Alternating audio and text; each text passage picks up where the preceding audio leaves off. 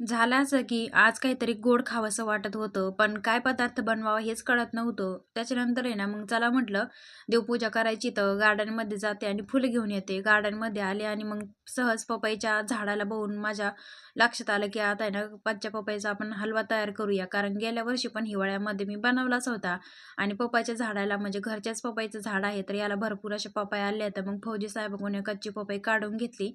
त्यानंतर घरामध्ये आले. आणि 3 आठवडे झाले कोथिंबीर अजून 2च पानावर आहे. कारण तिथं ऊनच येत नाहीये. थंडीच भरपूर इकडं काय करणार? मग घरामध्ये आले, फुलं घेऊन आले आणि त्यानंतर रोजची जी माझी देवपूजा असते ना, ती देवपूजा मी इथं करून घेतली. आणि त्यानंतर आहे ना, ती पपई आणली होती ना, तिला धुवून घेतलं. कारण खाली माती होती. धुवून घेतलं, तिची साल काढून घेतली आणि कच्ची पपई काढली होती बरं का. त्यानंतर आहे ना, आता ही किसणीने पूर्ण असा किस पाडून घेतला. दरवर्षी हिवाळ्यामध्ये मी कच्च्या पपईचा हलवा आवर्जून करत असते. कारण आम्हा दोघांना पण तो खूपच आवडतो. आणि गाजराचा हलव्यापेक्षा पण कच्च्या पपईचा हलवा खायला खूपच भारी लागतो. आता ज्यांना कोणाला हा हलवा कसा बनवला आहे तो बघायचा असेल ना, तर खाली दिल्या त्रिकोणामध्ये तो व्हिडिओ संपूर्ण दिल्या जाऊन नक्की पाहू शकता.